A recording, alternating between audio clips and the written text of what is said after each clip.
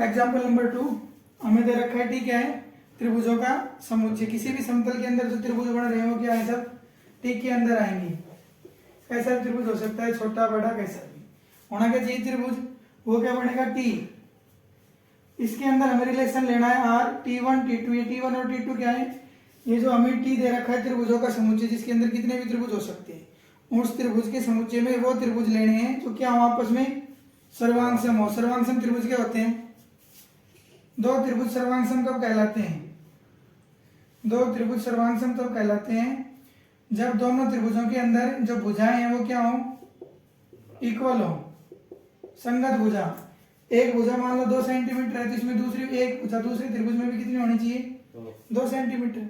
5 centimetre है तो 5 centimetre, और 10 सेंटीमीटर है तो 10 सेंटीमीटर। तो त्रिभुज क्या कहलाएंगे, सर्वांगसम त्रिभुज कहलाएंगे। अब इधर ध्यान दो, सबसे पहले अपन क्या चेक करेंगे, तुल्यता संबंध सिद्ध करना है। इसके लिए फर्स्ट कंडीशन है समतुल्य संबंध। समतुल्य संबंध, समतुल्य संबंध में क्या देखते हैं अपन, खुद का खुद से होना चाहिए। जो ये त्रिभुज है एक, यहां ले लेते हैं T1, सर्वांगसम का सिंबल ये होता है, सर्वांगसम का साइन होता है। दो त्रिभुज सर्वांगसम का साइन ये है। T1 सर्वांगसम T2 बोल सकते हैं नहीं बोल सकते, ये सिर्फ एक त्रिभुज है, ये खुद के सर्वांगसम होगा या नहीं होगा।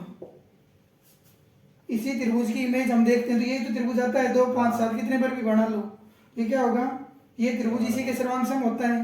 तो यहाँ लिख सकते हैं सर्वांगसम त्रिभुज स्वयं की क्या होता है, सर्वांगसम होता है ना। ये चूंकि कंडीशन है T1 सर्वांगसम, T1 पहले से ही होता है, इसलिए क्या ये समतुल्य है, समतुल्य संबंध है।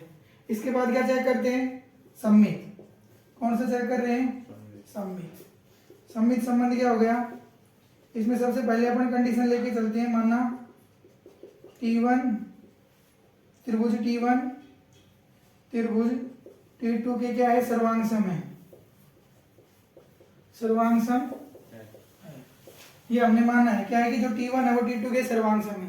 पहले T1 की हाइट दी है, फिर किसकी देखिए T2 के।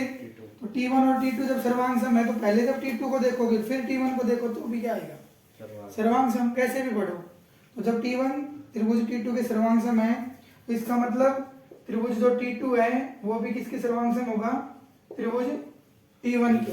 ये क्या हो गया, सम्मित संबंध हो गया। इसके बाद क्या देखते हैं अपन, संक्रामक। इसके बाद हम देखते हैं संक्रामक। और संक्रामक में कितने लेते हैं अपन, संक्रामक के लिए 3 लेते हैं। सबसे पहले क्या ले रहे हैं अपन, जो त्रिभुज T1 है वो किसके सर्वांगसम है, त्रिभुज T2 के। और जो त्रिभुज T2 है वो किसके सर्वांगसम है, त्रिभुज T3 के। तो इससे हमें क्या सिद्ध करना है कि जो त्रिभुज T1 है वो त्रिभुज T3 के सर्वांगसम हो गया नहीं होगा। क्योंकि सर्वांगसम त्रिभुज का सीधा सा मतलब है दोनों त्रिभुज एक जैसे हैं, समान है, जिसका मतलब क्या होगा, वो त्रिभुज क्या होंगे, सर्वांगसम होंगे। तो यहाँ से हमने क्या कर लिया, ये जो दिया गया जो संबंध आर है वो समतुल्य भी है, सम्मित भी है और संक्रामक भी है। और जब तीनों कंडीशन का फॉलो करता है तो उस टाइम में क्या होता है, समतुल्य सम्मित संक्रामक तीनों है। इसका मतलब क्या है, जो संबंध आर दे रखा है वो एक तुल्यता संबंध है। क्या है, तुल्यता संबंध। आगे समझ में। एग्जाम्पल 3 हमें दे रखा है सेट एल।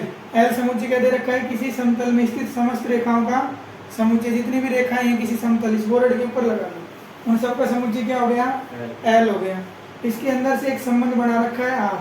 आर के अंदर क्या ली गई है, 2 रेखाएं ली गई है, एक L1 और एक L2। वो किस प्रकार है, L1 L2 पर क्या है, लंब है, परपेंडिकुलर है। मान लो ये हो गया L2 और ये हो गया L1। तो क्या दे रखा है, L1 L2 पे क्या दे रखा है, लंब दे रखा है। तो हमें सिद्ध करना है आर क्या है, सम्मित है। आर क्या है, सम्मित है।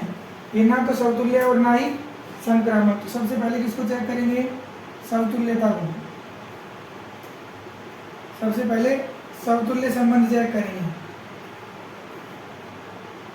L1 इसका मतलब है कि जो L1 रेखा है वो L1 पर क्या होती है, लंब होती है। एक जो रेखा है वो खुद ही के स्वयं के सापेक्ष क्या होती है, लंब नहीं होती है। वो L1 के सापेक्ष ये लाइन है और मैंने ये लाइन इसी की निकाल के लिखी है। ये क्या है, दोनों आपस में एक रेखा खुद ही के समांतर होती है, स्वयं की क्या होती है, समांतर होती है, लंब नहीं होती है।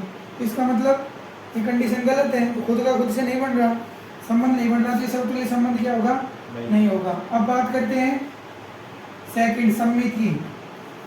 सेकंड सममित संबंध, जिसमें अपन मान के चल रहे हैं कि जो L1 है वो L2 पर क्या है, परपेंडिकुलर है। ये अपन ने मान के चला है, तो इसका मतलब अपन क्या लिख सकते हैं, L2 परपेंडिकुलर L1। कैसे लिख सकते हैं, देखो L1 L2 पर लंब है, ये L1 और ये L2 लंब है। अगर मैं इसको उल्टा करके लिखूं, इसी लाइन को मैं ऐसे लिख रहा हूँ, देखो यहाँ पे 90 डिग्री का कोण बनता है। L1 से L2 पर भी कितने का बनेगा, 90 का। अगर इस लाइन को मैं ऐसे कर दूंगा, L1 L2 अभी भी कितने का बनेगा, ये 90 डिग्री का। तो कैसे भी घुमा लो, इसका मतलब L2 से L1 पर भी क्या होगा, लंब होगा। थर्ड कंडीशन चेक करते हैं अपन, संक्रामक। संक्रामक में मैं दो चीजें लेके चल रहा हूँ, संक्रामक के लिए मैं दो चीजें लेके चल रहा हूँ, L1 लंब है L2 पर, और जो L2 लाइन है वो किस पे लंब है, L3 पर। तो इसको डायग्राम से देखते हैं, क्या बनेगा, ये हो गया L2, ये हो गया L1, यहाँ 90 डिग्री का बन गया। L1 परपेंडिकुलर ऑन L2, अब L2 किस पे है, एक L3 पे है, ये क्या आ जाएगी लाइन, L3। अब L2 किस पे आ रही है, परपेंडिकुलर, ये लंब है किस पे, L3 पे। L1 L2 पे था, L2 किस पे है, L3 पे। तो संक्रामक संबंध होने के लिए क्या होना चाहिए, कि जो L1 है वो L3 पे परपेंडिकुलर होना चाहिए, किस पे होना चाहिए, L3 पे। लेकिन देखने से क्या पता चल रहा है कि जो L1 होगा वो क्या आएगा, L3 के समांतर आएगा, क्या आएगा, समांतर आएगा। L1 और L3 क्या आएंगे, परपेंडिकुलर नहीं होंगे, बल्कि क्या होंगे, समांतर होंगे। L1 और L3 क्या होंगे, L1 L2 पर लंब है, L2 L3 पर लंब होता है, लेकिन जो L1 है वो L3 के क्या होगा, समांतर होगा। अगर L1 L3 के लंब हो जाएगा तो ये क्या हो जाएगा, संक्रामक संबंध। लेकिन ऐसा नहीं होता है, बल्कि वो क्या होता है, पैरेलल होता है। L1 L3 दो लंबवत लाइन आपस में क्या होती है, तीसरी के पैरेलल होती है। तो इसका मतलब ये जो क्वेश्चन हमें दे रखा है, इसमें संबंध सममित है, समतुल्य नहीं और संक्रामक नहीं है। ठीक है, इस प्रकार के क्वेश्चन सोल्व करना है। समझ में आ गया, बीच में एग्जाम्पल नंबर 4 है, हमें दे रखा है एक सेट ए 1 2 3 सिद्ध करना है कि जो ये 1 2 3 है, आर है, वो संबंध बन रहा है ए से ए पर, समुच्चय से ए पर। और सिद्ध करना है कि जो आर है वो तो समतुल्य है, ना तो सममित है और ना ही संक्रामक। तो समतुल्य के लिए क्या कंडीशन है, सबसे पहले समतुल्य चेक करेंगे। कोई भी फलन समतुल्य कब होता है, कोई भी संबंध समतुल्य कब कहलाता है, जब उस रिलेशन के एक एलिमेंट का उसी सेट ए के दूसरे, उसी सेट ए के उसी एलिमेंट से क्या हो, संबंध हो। ए रिलेशन ए, यहाँ हमें क्या पता है, जो एक एक है, दो दो है, ऐसे लिख लेते, एक एक ये भी रिलेशन में है, दो दो ये भी रिलेशन में है, और तीन तीन ये भी किसमें है, रिलेशन में। और सेट के एलिमेंट भी क्या है, 1 2 3। इसका मतलब स्वयं का स्वयं से संबंध बन रहा है, इसलिए क्या हो जाएगा, ये समतुल्य संबंध। अब बात करते हैं सममित की। सममित संबंध, सममित संबंध के लिए अपन क्या चेक करते हैं, जब ए रिलेशन बी है तो बी रिलेशन क्या होना चाहिए, ए। अब जब ए का संबंध बी से है तो बी का भी संबंध किससे होना चाहिए, ए का। तो हम रिलेशन आर का एक एलिमेंट लेते हैं 1 2, क्या ले रहे हैं, 1 2 बिलोंग्स टू आर है, तो इसका मतलब जो 2 1 है वो भी किसमें होना चाहिए, संबंध में होना चाहिए। लेकिन जो हमें संबंध आर दे रखा है उसमें 2 1 नहीं है, 2 1 नहीं है, इसलिए जो संबंध है वो क्या नहीं है, सममित नहीं है। ऐसे ही संक्रामक की बात करते हैं। संक्रामक में चेक करते अपन, संक्रामक के लिए ए रिलेशन बी होगा, बी रिलेशन सी होगा, तो चेक करना है ए का रिलेशन सी के साथ, ए का रिलेशन सी के साथ। यहाँ पे ए रिलेशन बी क्या है, 1 2 1 का 2, 1 2 बिलोंग्स टू आर लिखो, या इसी चीज को अपन लिख सकते हैं 1 रिलेशन 2, दोनों एक ही चीज है। या तो यहाँ लिखें कि एलिमेंट 1 2 वो किसमें है, रिलेशन में, या फिर अपन लिखें कि एक का संबंध 2 से। ऐसे ही दूसरा क्या है 2 3 बिलोंग्स टू कैपिटल आर, या वही दो 2 रिलेशन 3। तो चेक करना है कि क्या एक